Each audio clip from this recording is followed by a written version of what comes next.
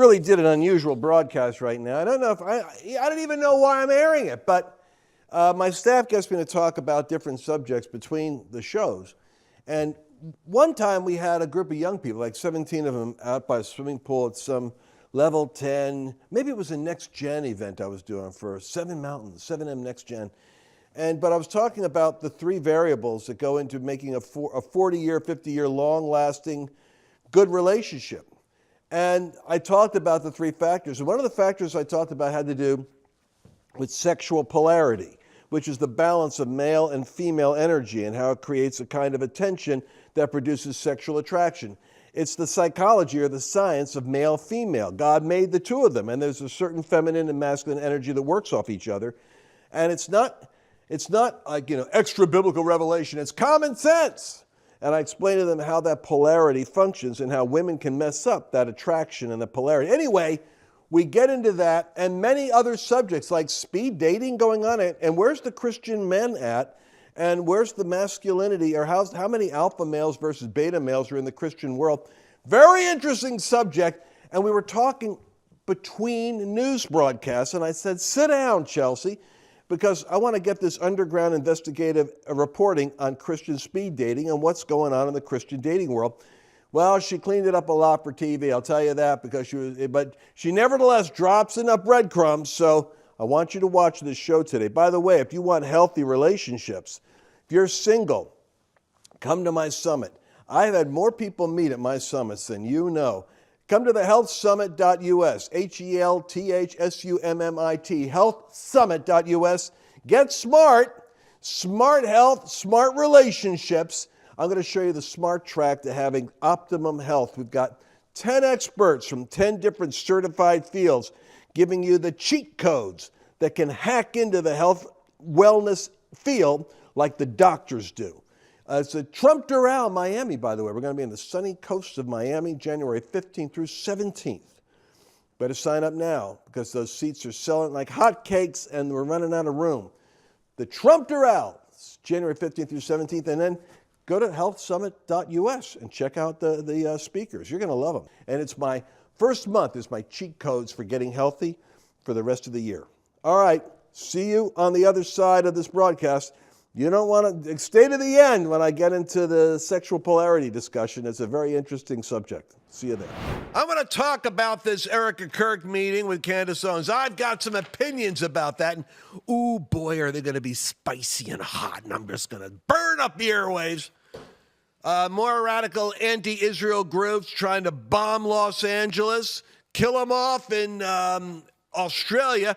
What the heck? How long are we going to be in America with the old woke narrative that, well, we're a diversity and a melting pot and we have to have tolerance of different. Now we know it's all the leftist loonies that support the radical immigration of millions coming in to plunder our wealth so that they can have if these people are anarchists, they're like the mob. What scares me is they're getting elected because I say it and you agree. For the most part, I'm not exaggerating. I'm right. But we're not reaching the average American, which brings me to Christian speed dating. Yes, you say, how so, Lance? Well, you see, the average American, I think we have to start with what is our average Christian American like, and I think we're living in a bubble. We're living in a bubble, so we sent our own producer out on a special assignment to engage in the experience of speed dating.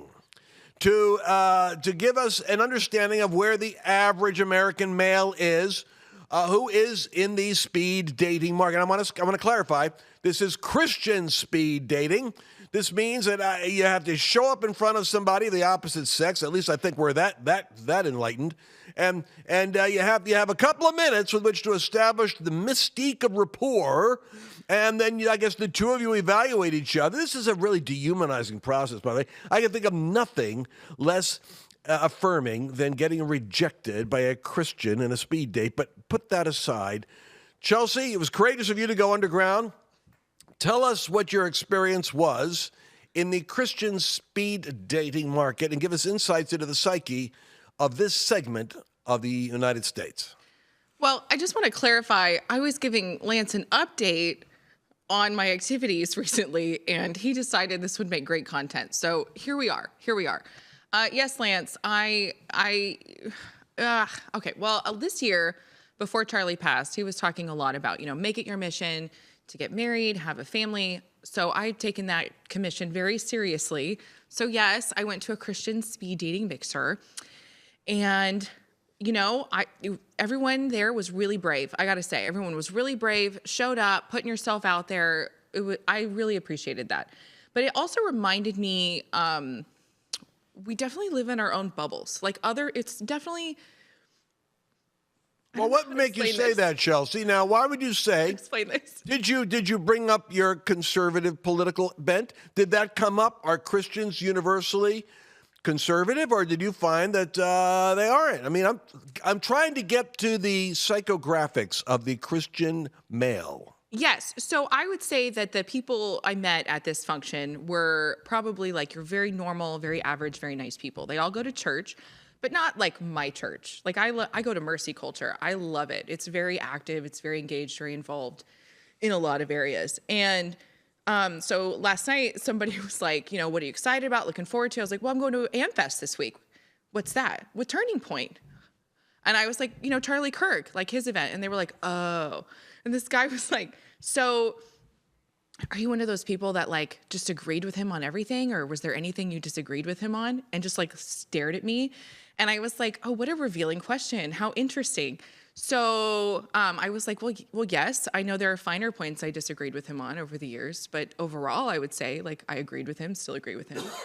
Probably equally irritate some people. I'm not afraid to say what's on my mind, speak the truth.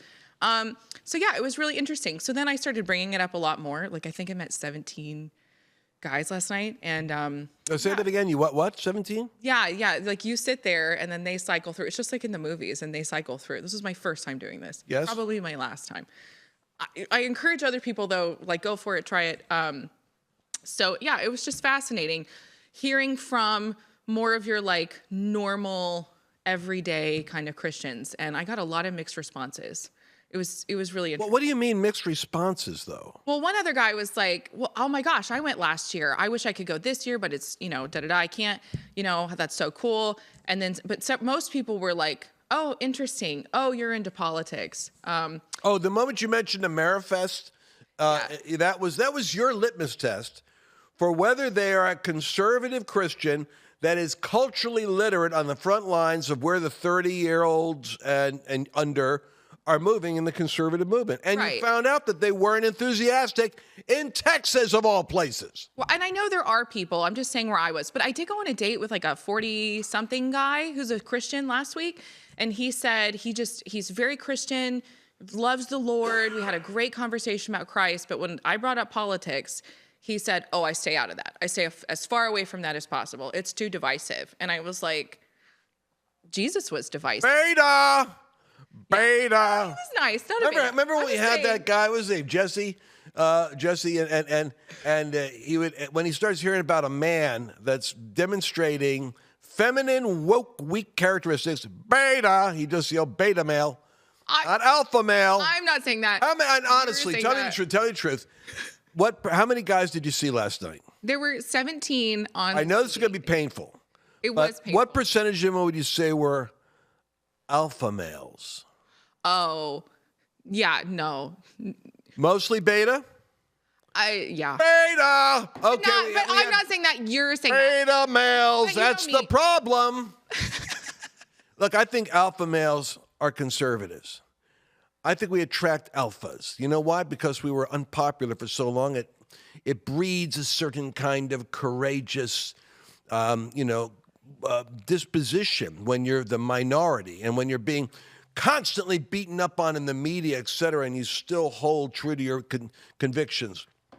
I think this goes back to a bigger conversation I have heard so many men in so many different areas of life talk about, which is bringing up biblical masculinity, and also biblical femininity. This is like a really big conversation I've heard happening. And that's something I'd love to hear more from you about, Lance, is how do we teach these young men what biblical masculinity is? How to be brave, how to be bold, how to be a provider, and teaching women how to be women again. I think that's a big conversation that I hear a lot. I meet a lot of new people.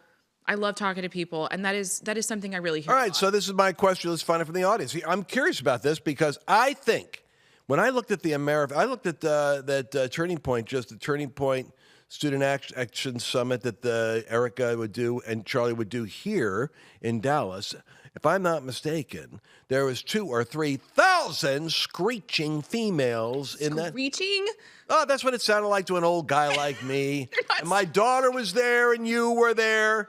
And I mean, because they got that young energy, that young, shrill, loud shriek.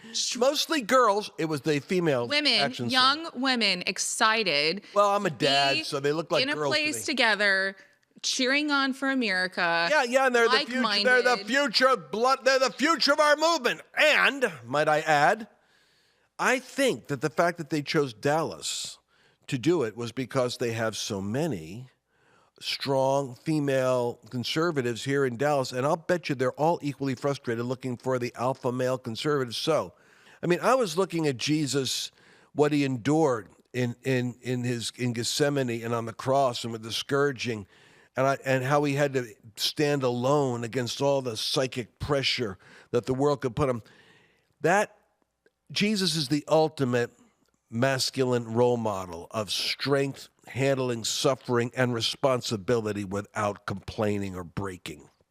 There's a definition of masculinity that you don't hear often, but the capacity to bravely do what is right and endure the suffering and take responsibility without breaking or retaliating or complaining. That was what Jesus modeled. What an extraordinary individual Jesus was in history, and as we know, we believe that he's actually extraordinary because he is the perfect combination of God and man, demonstrating the way men ought to be. I got something coming in January at the Trump Doral with all of my favorite doctors. I got a whole group of medical experts going to talk about making you maha healthy. You're going to make you healthy and going to make you wealthy and make you wise for the race of your life, because we're not going to lose. Last year at this time, we were celebrating. This year at this time, we got a wake-up call. But we're going to win this battle and not lose. Go to lancewallnau.com/wellness, and you'll see why Wallnau is doing a wellness conference, January 15th through 18th at the Trump Doral. Listen, it's cold up north. Come down to Florida. All right, lancewallnau.com/wellness. Save your seat. I want to hear from you. What is the best advice you have for embracing if you're a man, biblical masculinity, or if you're a woman, biblical femininity? What is the best way to get in touch with who God created you to be? Well, I would just say, you know what you need? You need probably to meditate upon this subject for a little while. That's why the book Wild at Heart was so great for so many young men. Go read, was it John Eldridge's name? Get the book Wild at Heart. I read both the book Wild at Heart and I think it was a book for women, which was called Captivate or something like that. And I realized that women are designed for a certain purpose and men are designed for a certain purpose. And part of that is that real masculinity is looking for a beauty to rescue, a cause to fight for. And in that is the identity of the hero. And men want to be heroic. And to do that, they have to rescue something that's in danger, and they have to fight a battle. The counterfeit is what the left presents with all of their, free Palestine movements and that stuff. But that's masculine energy looking for a battle to fight, a beauty to rescue, and a cause that's transcendent. But that's a little bit of what the psychology is of raising young men. They're designed to want a battle that they have to fight. And so what's weird is in the trans movement, the battle is to overcome the prejudice of the heterosexual. And the devil perverts it. So they become militant trans, which is part of the threat that is coming up now. But I want to come back to this main thought. We do need singles, conservatives, summits. And your underground experience with these 17 available men is that not many of them are politically engaged, and not many of them strike you as alpha males. Is that your assessment? I'm just assuming. That's my conclusion. Well, I don't think everybody has to be politically engaged. Everyone has, their own calling, their own thing. I do think it's good to be informed. I'm just saying, when I started this conversation with you before we started shooting, it made me realize, like, hey, we live in a special world. Like, we live in a bubble of like really fascinating, interesting people. And it was interesting going out and meeting more normal, everyday people. And so it was fascinating from that perspective. And, it takes all types. It does. I do think it's important to be informed. I do want to hear more from you, though. I love learning from you about this topic. Like, I remember when I was younger and you were teaching us on the topic of like equally yoked. Remember all of that? You would teach us like different concepts on, I don't know if you remember that. We were at an event, we were out by a pool. We randomly ended up, it was like you and like 15 of us young kids who were at the event, and you were giving us advice on how to find your future partner. Yep. Do you remember this? Do you remember what you talked about? Yes, I do. I want to hear more about that. It's fine that we're going over a little. I said there's 3 things that you have to look at for a long-lasting relationship, and most people will not teach you this. One is temperament compatibility, because when you're sexually attracted to someone that looks good and you got all these other chemical distractions going on, you're not thinking objectively. And then you have to understand, if you're relationally focused, you want to have someone that has a relational component to their temperament. If you marry somebody that's a pure task focus, it feels good because they get it done. They do all the stuff you don't like to do. But you're never going to have common ground in terms of your focus, because if you're relational, disc personalities, you need to have a little overlap there. If they're DC, get it done temperament, man, it's going to be a little challenging for you, because they're not going to have the emotional intimacy that you long for and crave for, and you'll find that you're not going to change them after they get married. So I say get to know the personality, and there's data we can give you on temperament compatibility. It's a 90% predictor of long-term affiliation, is whether or not you are designed by God and with personalities that actually work and flow together. Secondly is values. This is where it gets tough, because if you're unequally yoked and you've got a higher commitment to serving God, the purpose of God, and the call of God than the person you're with, then instead of being equally yoked, and I'm not talking about equally yoked like only marry a Christian, I'd say it's even harder than that. You marry a couch potato Christian and you're an on-fire Pentecostal Christian, what's going to happen when you meet someone that really matches what you want and they're on fire at church, and your spouse is still at home watching it, in their pajamas on Zoom? So values means you have to share the same priority of values. High spirituality, if it's high for you, you're better off meeting them in a good Pentecostal church, like Mercy Culture, probably like you go to. So it's temperament, but then make sure your values. This is the third one no one talks about, called polarity. Polarity is the part that all you kids liked, because it's never taught. Polarity has to do with sexual tension. What is sexual tension? That's sustained attraction over a long period of time. And here's the mystery of sexual attraction, that masculine energy is attractive to feminine energy. Feminine energy is like the wind. It's mercurial. That's why when I do my classes, I show women that have feminine energy are always angular. Even gay guys. You don't want to act gay. I just go act like a male, female. So feminine energy is like the wind. It moves. Masculine energy is like the ship that cleaves a path through the ocean, adjusting the sails, but going in one direction. Masculine energy is directional force. Feminine energy is accommodating, creative. Doesn't mean a woman can't be a leader. It just means that they lead with a combination of directional force and feminine strength. And in fact, I think women can actually be better leaders than men in some cases, because they demonstrate nurture more naturally. But that polarity subject was always the one where I got the highest views, because I would have to teach women on stop being masculine, because the more you're in the workplace, listen, ladies, the more you're in the workplace, the more you dress like a guy. You see these business suits. This is where like the bisexual movement got into vogue, back in the 80s and 90s, and you had Madonna and others coming out as bi. But it's when women would act masculine, but then still they attracted to other women. It's weird, because women, when they start acting masculine, they turn off the tension and the attraction with alpha males. Alpha males are attracted to to feminine energy. So that's why the cheerleader always went out with the jock on the football team. Makes sense? And what was harder to predict was the actor on the stage who was your favorite high school personality. Who was he dating? It was always up for grabs.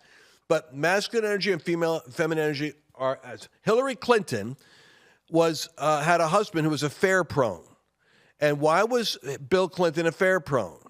Because if you look at Hillary, she's masculine energy. Pantsuits, dogmatic, dramatic, talking like that.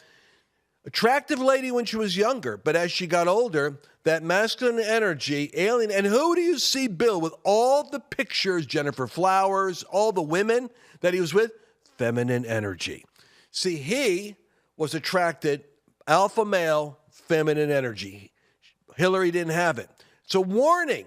As women become more professional and get into a man's culture and start to adapt stronger characteristics of the corporate, get it done, take no prisoners woman.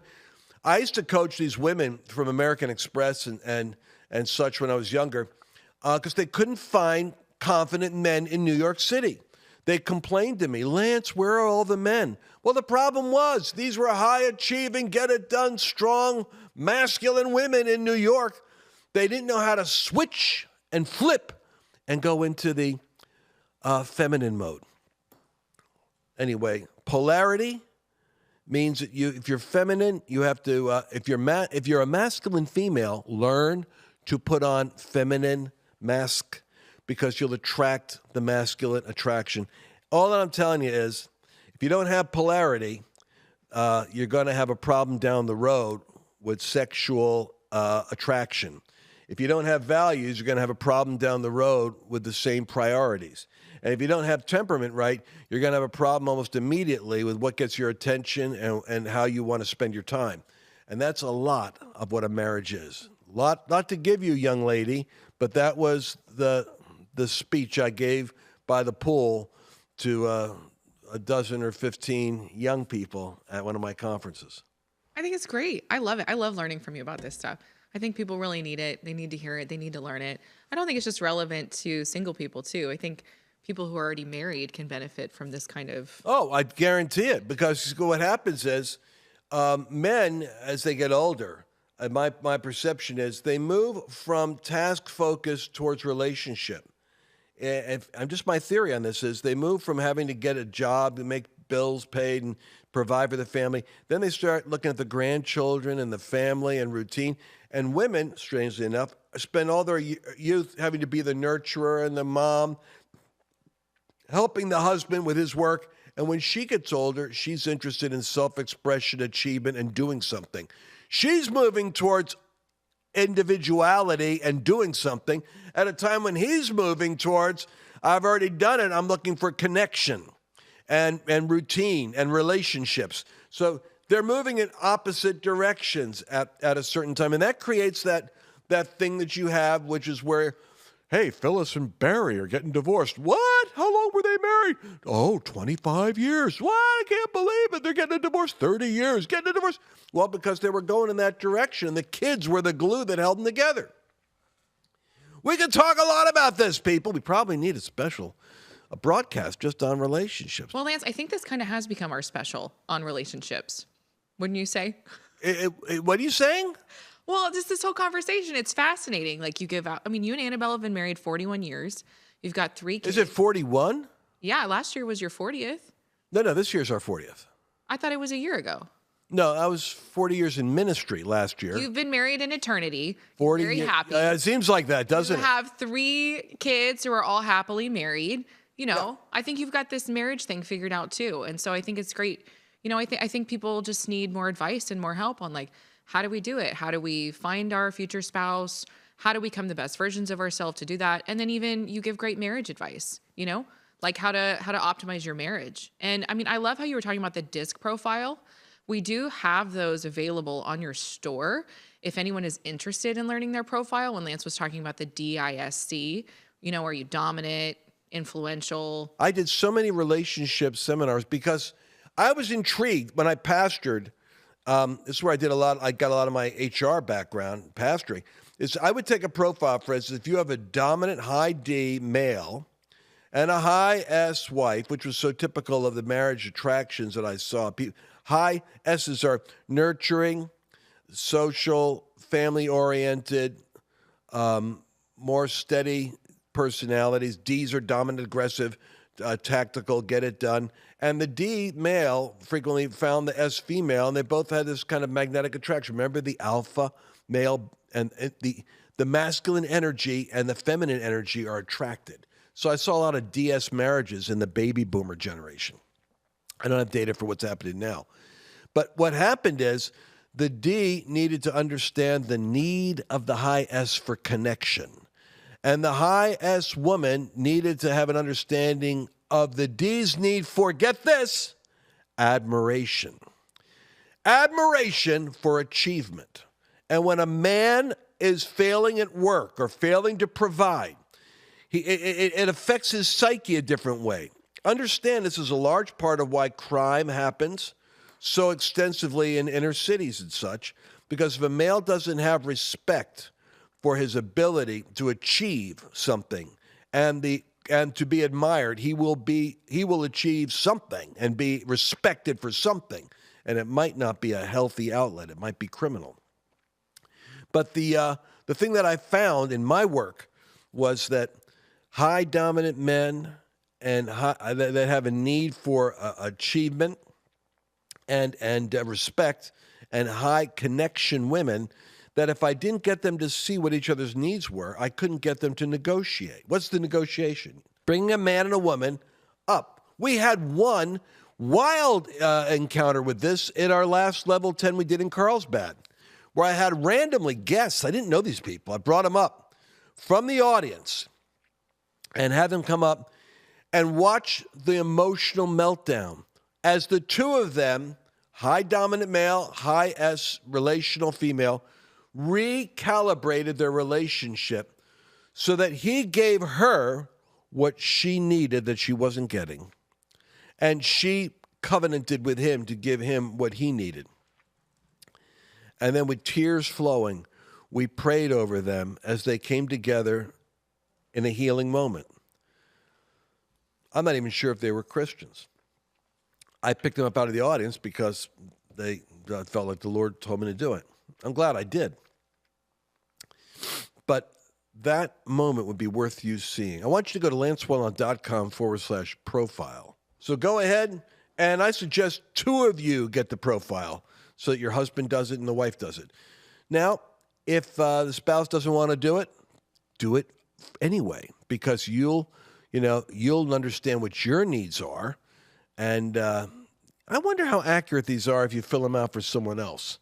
Like if I filled it out for Chelsea in our work relationship, it might be pretty accurate. Well, I mean, I wonder if a person can fill it out on their spouse and say he's this. I wouldn't recommend that. I think if you're going to do it with your spouse, I would say have your spouse buy in, have them do it too. Don't give them the answers. I think it's really important, like out of self-reflection, to do it yourself. Yeah, that's right. I think that's important. I agree. That's the right way to do it. But I'm saying if your husband's not going to take the time to do it because he doesn't care about the relationship the way you do, maybe you have to fill it out and go, well, this is what he would say. Just because, I don't know, maybe not. Maybe Right. we'll just do you. We'll just do you. Then you show the results. And you say, honey, Lance says, if you really love me, you'll do the profile. I just think it's a good handy tool. I think it's a good thing to know about yourself. I think it's helpful. I love hearing from you about all the relationship stuff. I don't think people know, like, you're so multifaceted in so many areas. Like, you can talk about relationships, business, the government mountain, you get into media. It's the Epicurean profile. You guys ever do Enneagrams? The Enneagram has like these 9 different profiles. It was big. There was an Enneagram, season going through the church world. But just if any of you are watching this on social media, on YouTube or on Facebook or someplace, just in the chat thread, I read your chat, so let me know what you think. Go to lancewallnau.com/profile. I always wonder about relationships within the Enneagram. I believe that I'm a 7, so the Epicurean or the generalist is like, we dabble. The way a 7 is I'm into the business, I'm into the relationship, I'm into obviously all the stuff. But the challenge is to not dabble, but develop depth. But do you know what your Enneagram style is? No, I don't do that one. There's so many. I think disc is great. I think that Yeah, disc. Here's the beauty of disc. For everyone, well, I know I've done that years ago. You haven't done it in depth. Because, the 4-factor analysis actually is the closest to the Bible. Because with disc, when I started doing this, I had a lady get up in the middle of my teaching once, and she grabbed her Bible. It's the church lady from Saturday Night Live. She got up, took her pocketbook, and zipped it up, and she walked out. And I went down, and I asked her, I said, well, why are you leaving? She goes, I am not interested in psychobabble. I'm only interested in the Bible. So Jimmy Swaggart at that point was talking about Christians that were off into psychology, and he was preaching, against it. So I thought, well, Lord, I don't want to be involved with psychobabble. I was driving home very sincerely thinking, am I off? Am I getting myself into a deception? I thought these tools are really helpful for people. I was a young pastor at the time. And the Lord brought me in behind the veil, so to speak, and I found a Christian who taught disc. He taught it from a different perspective. He says the 4 faces of Jesus that are embroidered on the veil that separated the holy place from the Holy of Holies. The 4 faces of Jesus. You say, what's that, preacher? Well, it was the face of the cherubim, the face of a man, the face of an oxen, the face of a lion, and the face of an eagle. The face of a man, oxen, lion, and eagle. Now that sounds kind of sacrilegious. You got a veil. The Bible says that the veil symbolized Jesus' flesh. Well, evidently, on earth, in his human form, he revealed the face of the lion, the oxen, the eagle, and man. The lion is the dominant D. The man is the influencing I. The S has to do with the oxen that's stable and steady and strong. And the C has to do with the conscientious, calculating precision and care of the eagle. No, DISC was actually is a tool that reveals the temperament of people, revealed perfectly by Jesus, the model of each temperament. So if I want to know the model of how a high dominant, a high influence, a high steady, high compliant, how those styles are perfected, I go to Jesus and see him demonstrating it. Fascinating study.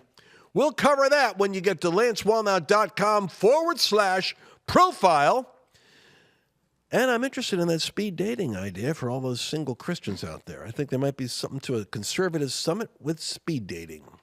Let me know at freedom@lancewallnau.com if you think that's a good idea. All right, talk to you guys later. This broadcast has gone way off the rails. See you tomorrow. Did you enjoy this latest episode? Please remember to share it with your friends, because the more knowledge you have, the better equipped you are to navigate the world